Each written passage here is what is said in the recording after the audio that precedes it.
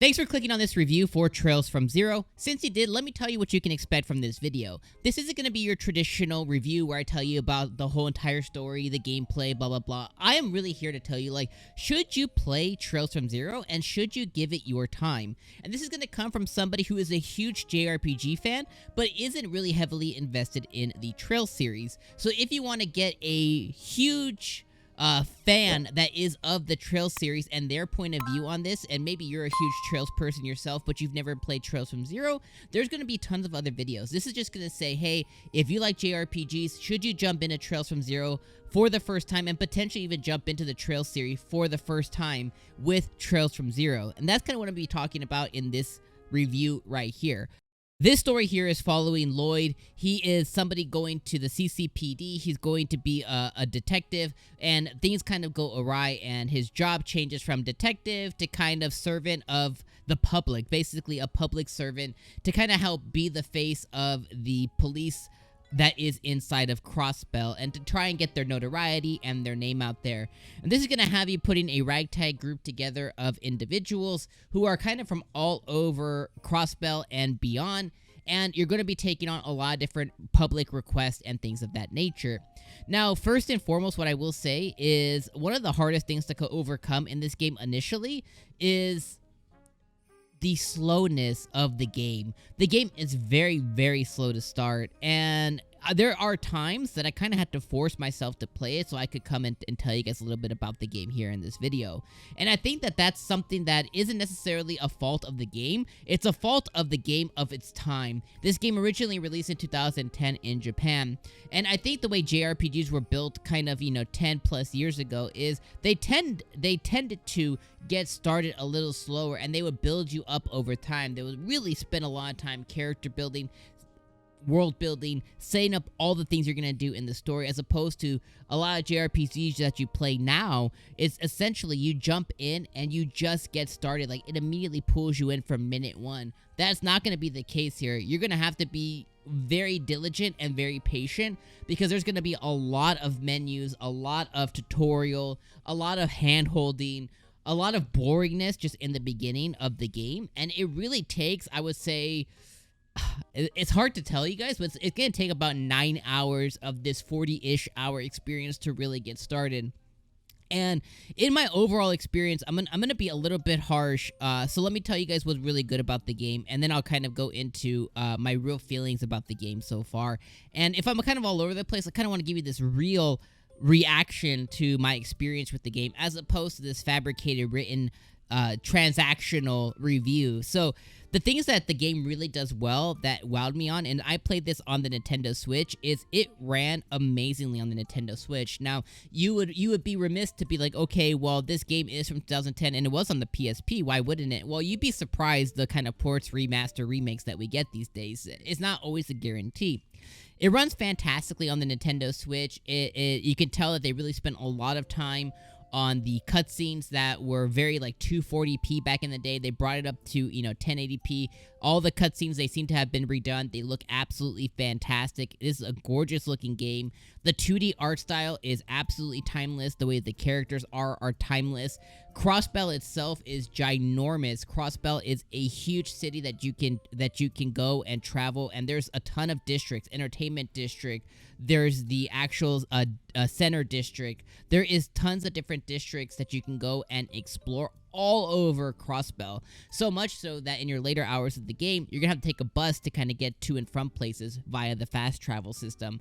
This place is huge, and that's one of the things that I loved a lot about the game, was the Crossbell was just this huge bustling city that you can go in and explore. So that was awesome, and it looks gorgeous while going and traveling everywhere.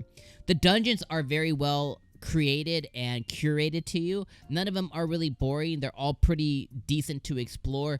They don't really have any, I would call them puzzles, but they do have different areas that you have to kind of explore the right way to get to what your objective is. The game also really does well to give you a high-speed option. I will be 100% honest, I played 90% of the game in the high-speed option, and I think that I love the fact that they gave us this option in the game, because, again, things can be a little slow, and this does allow you to speed them up, including the battles. Speaking about the battle system is very tried and true. If you've played any of the other Trail games, it's very similar to how Cold Steel is. It's just in a 2D style.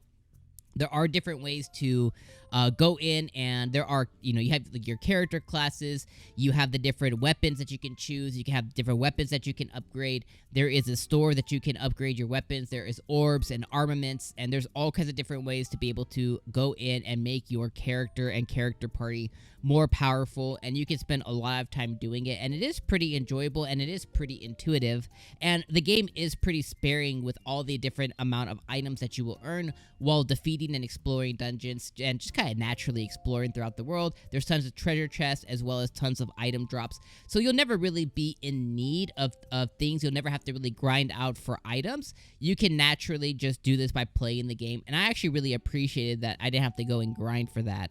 Now, speaking of grinding, there is the game does end up being a little grindy in the dungeons. There are a lot of monsters. Thankfully, you can avoid them. But I will say, in a nutshell, to not avoid them, because you're pretty much going to need the levels that they provide you to kind of move on to the next spot. The game never really gets too hard, depending on what difficulty you're playing on. But, you can always adjust difficulty if need be. But I will say that the game never really gets too hard. And it has you pretty appropriately leveled as long as you spend the time actually defeating the monsters. If you avoid them all, it'll probably be a little bit hard. But like I did, if I saw it, I beat it and I moved on. And with the high-speed mode, it was a savior there. Now, the next thing I want to talk about is the sound design and everything like that. I thought it was absolutely fantastic. The music is amazing. Voice acting is good. Unfortunately, it's Japanese only. I'll talk about that again in a little bit here, but the voice acting is pretty good. It's not all throughout the game, but there are certain beats to where like the voice acting will take place. Unfortunately, I don't speak Japanese. Again, I'm going to talk about that in a second, but the voice acting itself was pretty good. Music is absolutely amazing. Some of the songs do get a little old after a little while, especially, kind of the ones where you're traversing Crossbell, but they do change every now and then from section to section, which is completely cool and okay. So overall, this game looks absolutely amazing. It runs amazing. It sounds absolutely fantastic, and the gameplay is pretty good. So let me talk about all the things that I didn't like about the game, and this is where you can kind of make the decision for yourself. Like I said kind of earlier, the game takes roughly, I would say about, it depends, it depends on user experience, but in mine, it took about nearly 9 hours for me to really kind of like get into the game. And the game really starts off with setting you up with your area that you're going to kind of live out of, kind of like your dormitory, and where all the different requests and quests are going to come from. The quest is fed in through a specific system. It's like a huge computer inside of your dormitory. You go there, you take a request, you accept the request, you go do the request. You accept the request, you go do the request. And that's kind of how it begins to world build and stuff. And it gets a little tedious and a little old, and it does it really fast to where even like the first 10 hours, like I had to pause, I had to play, play 30 minutes, play an hour, pause, play 30 minutes, play an hour, pause. It took me like probably 10 times as long to get through the game as it should have if it was more captivating. And I think most of the requests initially are pretty boring until kind of the story begins to get going. I would say at around, again, it might take you a little bit less, a little bit more, at around the 5 to 10 hour mark, you're going to be introduced to kind of the bigger bad of the story, and you're gonna kind of begin to piece together who the antagonist is.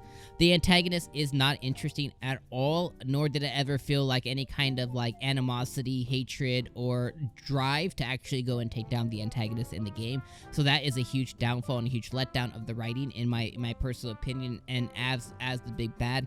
One good note is the game does a good job of leading you on to the next portion, which I'm assuming is the Azure game, which is going to come to play in later on down the line, I think next year when that game releases. The next thing I want to talk about is the gameplay. I did said earlier the gameplay was good. It's well set up, but it ends up getting old really fast too, to where even when you put it in that high speed mode, it's kind of like, okay, attack, craft, do your spell, attack, craft, do your spell. And, it's just, it kind of gets one after another. Now, the boss fights, I guess what you can call them, the boss fights, the main more rough enemies do tend to get a little bit harder, so there is some additional thinking there. But to your overarching everyday enemy that you come across, it ends up getting really boring really fast. And I found myself listening to like a podcast or a YouTube video kind of as I was exploring some of these dungeons, especially on the quest that I would say 70% of all the quests you do are kind of fetch questy, to where they're just a box that you have to check, and it kind of felt like you have to do it to get the story. Now let's talk about the story too. Is this game is very, very chatty, and there is a ton of dialogue, which is why it took so long to probably get localized, is because there is just thousands of lines of dialogue, and it gets pretty boring in some senses, to where it's like I was in certain scenes that were more impactful, I would completely read, and in other scenes I would just kind of skim over and just kind of like, okay, let's get this boat down the ocean kind of thing. And it was just very, very chatty. And I think one of the things that are a detriment to the game is, unlike Trails of Cold Steel, there was no English dub here as well, which to me was a big deal. Like, I think in this day and age, when you're remastering and remaking the game, you have 10 years ago, this Geofront team on the PSP, they did the work to translate this game. All they did was make it a little bit prettier and use their translation over here, but they could have taken the time, I think, to had English voice acting here, which I think would be more impactful for people, especially because there's certain scenes where, you have the Japanese dub and they're speaking, but I already read the line, so I'm just going on to the next one. So I lose a lot of that gravitas that it would tend to have in certain scenes if it was English dub. Now, again, I think the game is extremely chatty, so it's one of those give or take things, but I think an English dub would have definitely been more impactful here overall, just in the kind of world building and setting up the game a little bit more. Overall, though, guys, I will say, like, this game is a little hard to get through, and in a year where we have absolutely masterpiece JRPGs like Triangle Strategy, I was gonna call it Project Triangle, where like you have Triangle Strategy, the more recent Xenoblade Chronicles 3, Soul Hackers 2. You have other games that are, about to be released, like Diofield Chronicles. Other games that are about to be released, like Harvestella. Other games that are about to be, that were recently announced, like Octopath Traveler. There's so many other games this year that could take up a good 40, 50 hours, if you're into the JRPG market, that it's really hard to recommend Trails from Zero unless you are a Trails fan, unless you liked a lot of the games already. Then I think that you're going to like this one. But I will say this is definitely not Cold Steel. This felt a little slower to me and wasn't as interesting. So I hope this ramble and I hope this review, kind of really helps you make a decision. Overall, if I had to put a grade on it, I would say this is like a 7 out of 10. It was a good game, but at the end of the day, I didn't feel like I went through this huge adventure or like I had this amazing time. And I kind of feel like I made it to the end because I invested all the time into it, but I didn't feel like I got to the end and felt like, oh, I really feel fulfilled now about the journey that I took. I felt like it was something that I kind of just had to push through.